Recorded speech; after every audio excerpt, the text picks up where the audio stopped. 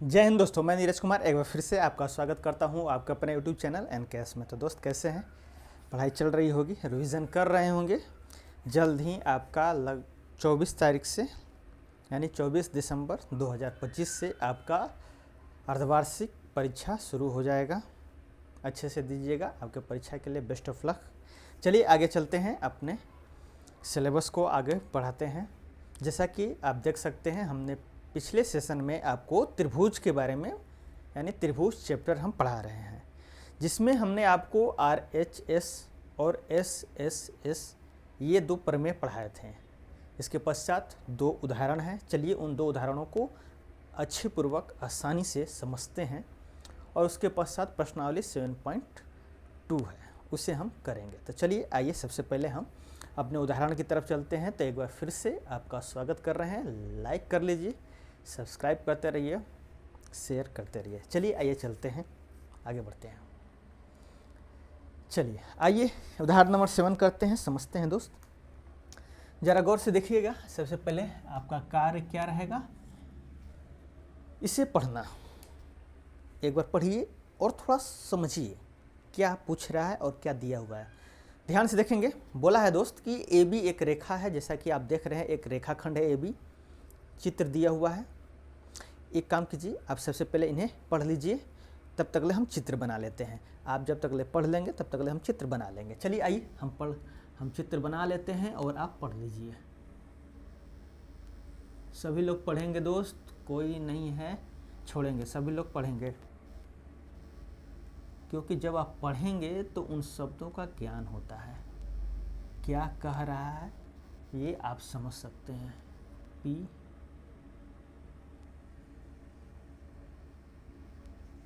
Q,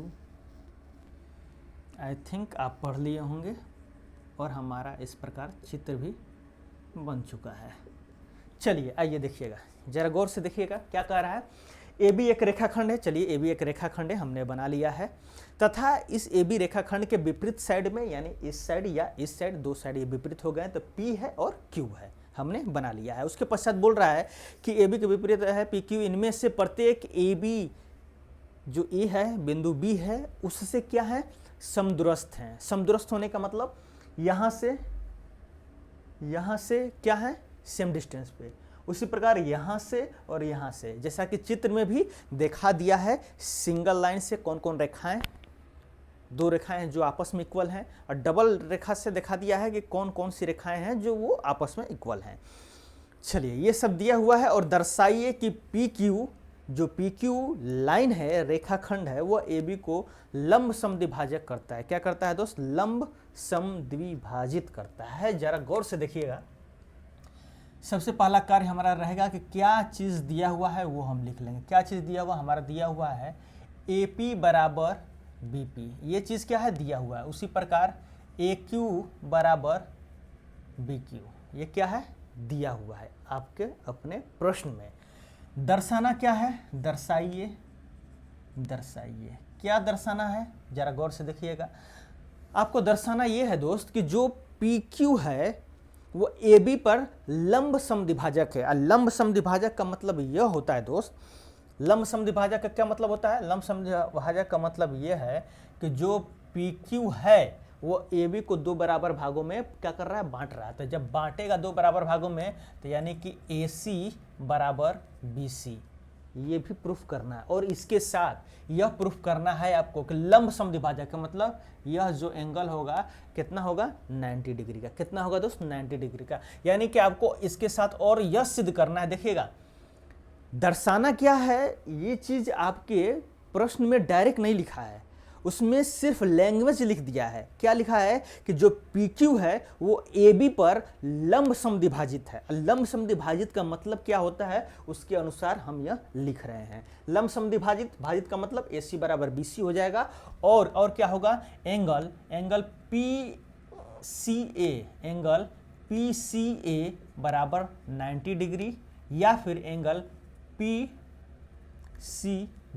बराबर 90 degree. ये और ये क्या 90 डिग्री प्रूफ करना है। चलिए इतना चीज़ क्या करना है, ये तीन चीज़ें हैं, ये तीन चीज़ें आपको क्या करना है, दर्शाना है। चलिए आइए कदम बढ़ाते हैं। सबसे पहले क्या सोचेंगे, कहाँ से हम शुरुआत करें सर? इस प्रश्न को करने के लिए हम क्या शुरुआत, पहला स्टेज क्या लें? हम थोड़ा गौर से समझिएगा। AC बराबर BC करना है, AC बराबर BC करना है, तो मतलब जाहिर सी बात है, स्पष्ट रूप से यह बात है दोस्त कि जो यह और यह दो ट्रायंगल हैं, अगर फाइनली अंततः आप इनको सर्वांगसम प्रूफ कर देते हैं, क्या कर देते हैं? सर्वांगसम प्रूफ कर देते हैं, तो CPCT के अनुसार AC और BC इक्वल हो जाएगा। ये हमारा सोचने का पहला रास्ता है, शुरुआत है यह। यहाँ सोचेंगे, क्योंकि आपको फाइनल AC और BC करना है, तो जाहिर सी बात है दोस्त कि उसका दो जिसमें यह AC और BC आएंगे, उन दोनों ट्रायंगलों को सर्वांगसम हम कर देते हैं, तो CPCT के अनुसार क्या हो जाएगा? बराबर हो जाएगा। लेकिन अब यह दोनों ट्रायंगल क्या सर्वांगसम हम आसानी से कर सकते हैं? जरा गौर से देखिएगा। यह साइड बराबर है, क्या यह एंगल बराबर है? कहीं दिया हुआ है? नहीं। क्या यह एंगल बराबर है? कहीं प्रश्न में दिया हुआ है? नहीं। क्या यह एंगल और यह एंगल बराबर है? बिल्कुल बराबर है। कैसे? क्योंकि एक अगर यह त्रिभुज है, तो त्रिभुज के जब दो रेखाएं आपस में इक्वल हों, तो उनके सम्मुख जो कोण बनेगा वो आपस में क्या होगा? बराबर होगा। क्या होगा? बराबर होगा। लेकिन जब यह बराबर है और यह साइड बराबर है, तो बस एक ही साइड का तो बात रह गया, AC बराबर BC। तो क्या AC बराबर BC लिख सकते हैं? नहीं। क्यों? क्योंकि हमको वही तो सिद्ध करना है, AC बराबर BC। और यह एंगल बराबर है ही नहीं, यह एंगल बराबर है ही नहीं, तब तो सर्वांगसम हो ही नहीं सकता। तब तो सर्वांगसम कहाँ से हो जाएगा? कोई चांस नहीं है सर्वांगसम होने का।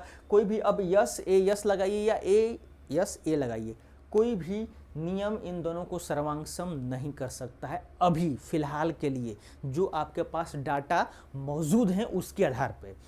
लेकिन फिर हम कैसे करें सर? फिर हम ये कैसे करें? तो जरा गौर से देखिएगा, जरा ध्यान से देखिएगा। APQ एक ट्रायंगल है, उसी प्रकार BPQ दूसरा ट्रायंगल है। इन दोनों ट्रायंगलों में यह इसके बराबर और PC क्या हो जाएगा? कॉमन। PC क्या हो जाएगा? कॉमन। क्यों कर रहे हैं सर आप यह ट्रायंगल क्यों कर रहे हैं?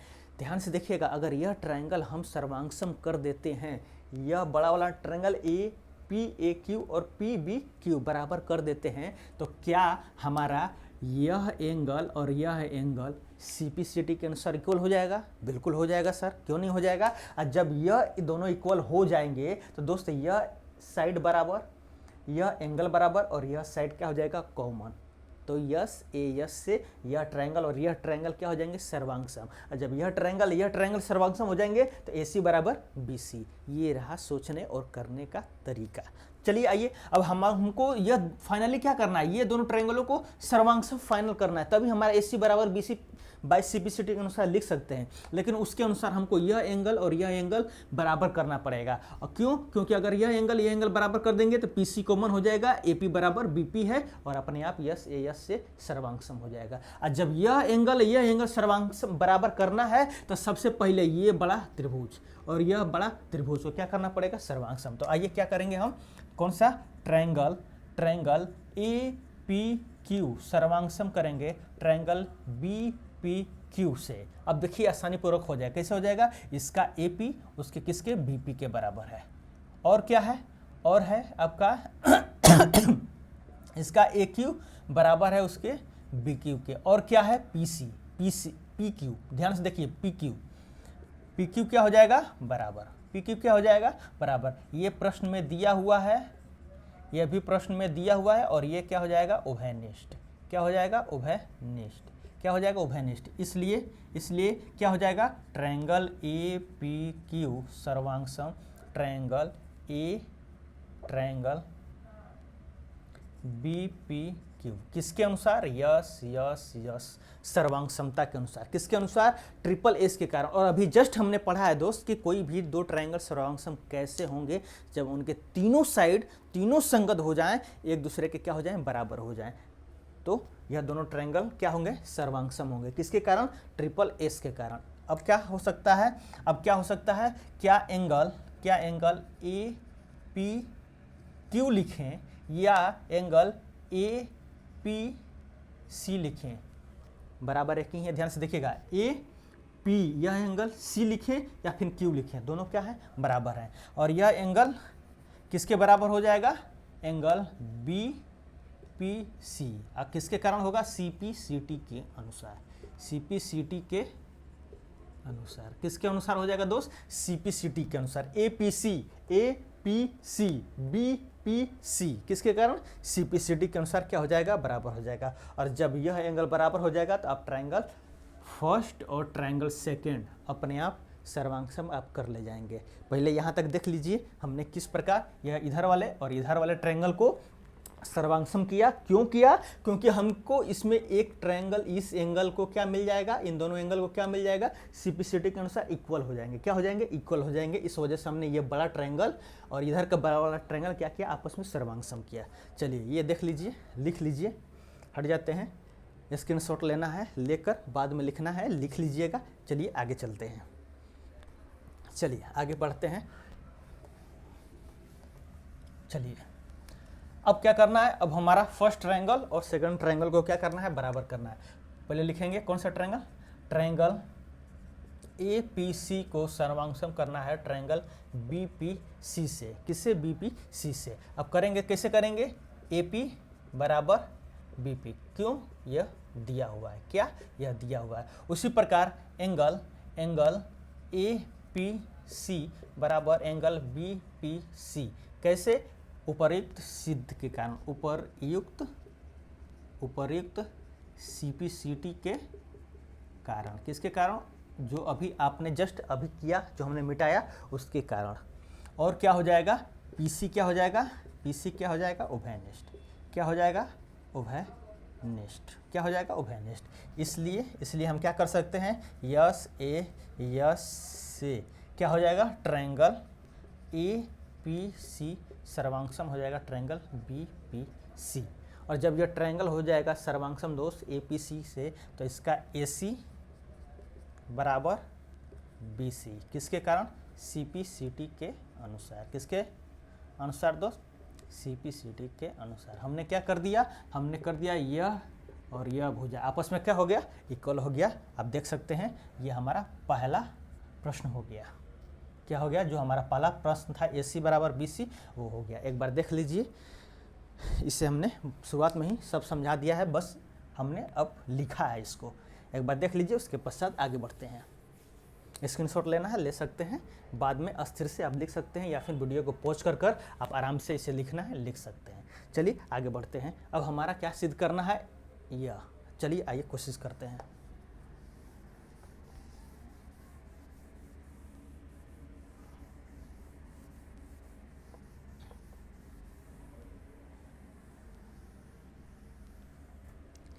चलिए देखिएगा,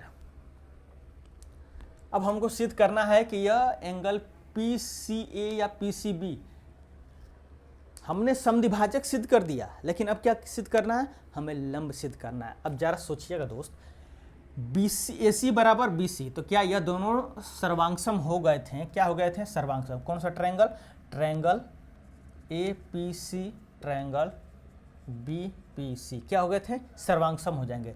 तो इसके कारण हमने क्या लिख दिया था, ए सी बराबर बी सी, किसके कारण, सी पी सी टी के अनुसार। उसी प्रकार क्या एंगल ए सी पी बराबर एंगल बी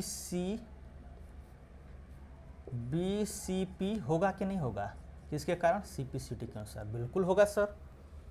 ये दोनों एंगल क्या हो जाएंगे, बराबर हो जाएंगे। इसी ट्रायंगल के हैं सर्वांगसम से यह एंगल क्या हो जाएंगे, आपस में बराबर हो जाएंगे। और जब बराबर हो जाएंगे तो थोड़ा गौर से देखिएगा दोस्त, क्या angle A C P plus angle B C P बराबर 180 डिग्री है, किसके कारण, रैखिक युग्म कोण के कारण, किसके कारण, रैखिक युग्म कोण के कारण, किसके कारण, रैखिक युग्म कोण के कारण। और जब यह एंगल आपस में क्या है, बराबर है, तो हम ACP की जगह या फिर BCP की जगह दोनों में से कोई भी लिख सकते हैं। तो हम लिख देते हैं ACP प्लस BCP किसके बराबर है, किसके बराबर है, ACP के, एंगल ACP, और कितना है 180 डिग्री। और ये दोनों को जोड़ेंगे तो 2 एंगल ACP कितना हो जाएगा 180 डिग्री, और एंगल ACP बराबर 90 डिग्री। इसको इधर लाएंगे, भागा में हो जाएगा बराबर, क्या हो जाएगा ACP बोलिए या PCA बोलिए, दोनों एक ही एंगल को डिनोट करते हैं। कितना हो गया 90 डिग्री, यानी ACP यह हो गया 90 डिग्री, यह भी हो जाएगा 90 डिग्री। चलिए देख लीजिए, एक बार देख लेंगे किस प्रकार हुआ है। चलिए लिखना है लिख लीजिएगा, वीडियो पॉज कर लिखना है लिख लीजिएगा। चलिए अब चलते हैं अपने नेक्स्ट क्वेश्चन की तरफ। ये हमने सिद्ध किया कि किस प्रकार यह समद्विभाजक है और लंब समद्विभाजक है। कैसा है? लंब समद्विभाजक है। तो चलिए आइए अब 8वां क्वेश्चन को पढ़िए, तब तक ले हम इसे इरेज कर लेते हैं।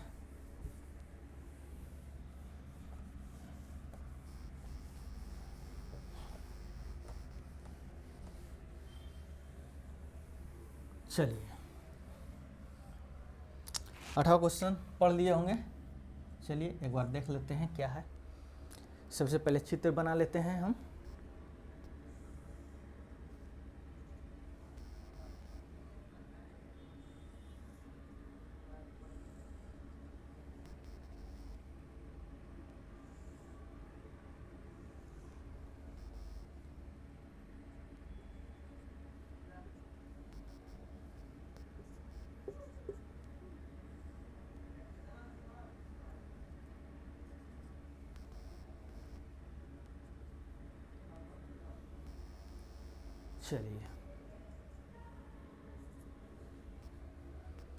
चलिए देखिए बोल रहा है कि बिंदु ए पर प्रतिच्छेद करने वाली दो रेखाएं एल और एम ए पर प्रतिच्छेद कर रही हैं, एम रेखा और एल रेखा, जैसा कि आप चित्र में भी देख सकते हैं, स्पष्ट रूप से दिखाई दे रहा होगा। मैं बोल रहा है समदूरस्थ एक बिंदु P है, समदूरस्थ एक बिंदु P है, जैसा कि आकृति में देख सकते हैं। दर्शाइए कि AP दोनों रेखाओं को के बीच के कोण को क्या कर रहा है? समद्विभाजित कर रहा है। यानी AP जो है दोनों रेखाओं के बीच के कोण को क्या कर रहा है? समद्विभाजित कर रहा है। चलिए आइए, चलिए देखिएगा क्या कह रहा है।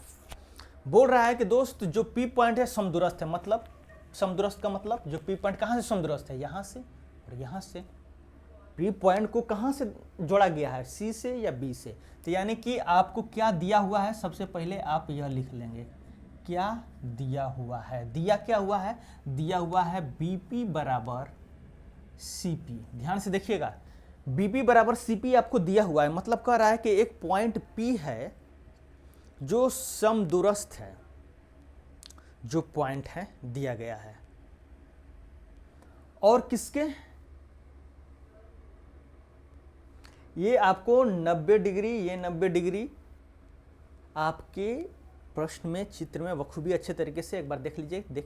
एक सेकंड देखिए, चित्र में जो दिखाया गया है ये 90 डिग्री, ये 90 डिग्री बनाया गया है। सिंपल बोल रहा है कि ए पर दो रेखाएं प्रतिच्छेद कर रही हैं, जैसा कि आप देख सकते हैं कि ए बिंदु पर एल रेखा और एम रेखा क्या कर रहा है? प्रतिच्छेद कर रहा है। और बोल रहा है कि जो पी बिंदु है वहां से समदूरस्थ बिंदु पी है, दर्शाइए। दो रेखाएं इस रेखा पर, यहां से जो दिया गया है, जो प्रतिच्छेद हो रहा है वहां से क्या है? समदूरस्थ है। यहां से प्रतिच्छेद हो रहा है और यहां से। ये चीज आपको प्रश्न में ही दिया हुआ है। क्या? प्रश्न में ही दिया हुआ है। और आपको सिद्ध दर्शाना है, क्या दर्शाना है? कि AP दोनों रेखाओं के बीच के कोण, दोनों रेखाओं के बीच यानी यह रेखा और यह रेखा के बीच में जो कोण बन रहे हैं, यह कोण और यह कोण आपस में क्या है? कोण समद्विभाजित, मतलब कि उस कोण को समद्विभाजित का दो बराबर भागों में बांट रहा है। तो चलिए आइए देखिएगा ध्यान से जरा देखिएगा। और ए बराबर है, यानी कि AP तो क्या हो जाएगा? AP क्या हो जाएगा? कॉमन हो गया, तो इसे लिखने की हमें कोई आवश्यकता नहीं है। अब ध्यान से देखिएगा, BP और CP और 90 डिग्री ही, ये भी ध्यान दीजिएगा। यानी कि एंगल B जो है वह 90 डिग्री है और एंगल C है वो भी क्या है? 90 डिग्री है। ये आपको आपके प्रश्न में दिया हुआ है, लेकिन आपको दर्शाना क्या है? दर्शाइए। आपको दर्शाना क्या दोस्त? दर्शाना यह है कि जो यह एंगल है और यह एंगल है आपस में क्या है? बराबर है। तभी तो AP जो दो रेखाओं से कोण बना है, उन रेखाओं को AP जो है समद्विभाजित करते हुए नजर आएगी। इन दो रेखाओं से मिलकर बना हुआ कोण कौन सा है? जरा ध्यान से देखिए, यही तो कोण है। और AP कौन है? AP तो यही है, जब AP इन दोनों रेखाओं को इन कोण को समद्विभाजित करेगी तो समद्विभाजित करने का मतलब कि यह कोण और यह कोण आपस में क्या है, बराबर है। यानी दर्शाना क्या है आपको, फाइनली हमको दर्शाना है कि एंगल BAP बराबर है एंगल CAP के। ये क्या है, यही हमको दर्शाना है। इससे इस दर्शाने से क्या हो जाएगा, इस दर्शाने से यह हो जाएगा कि AP समद्विभाजक हो जाएगा, समद्विभाजक हो जाएगा। क्या हो जाएगा, समद्विभाजक। किसका समद्विभाजक, रेखा L और M से बने कोण के, किसके, रेखा L और M से बने कोण के क्या हो जाएगा, समद्विभाजक हो जाएगा। अगर आप यह शो करते रहें, आइए प्रोसेस चालू करते हैं। पहला ट्रायंगल, दूसरा ट्रायंगल, दो ट्रायंगल को क्या करेंगे, सोचने का तरीका वही, दोनों ट्रायंगल को क्या करेंगे, सर्वांगसम। तो ट्रायंगल क्या करेंगे, ट्रायंगल ABP सर्वांगसम करना है ट्रायंगल ACP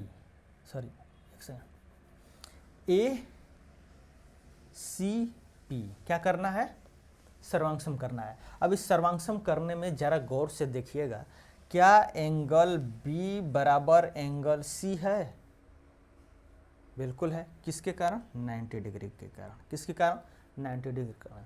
और क्या आपका AP बराबर AP है, बिल्कुल है। किसके कारण, उभयनिष्ठ होने के कारण। किसके कारण, उभयनिष्ठ होने के कारण। और क्या आपका BP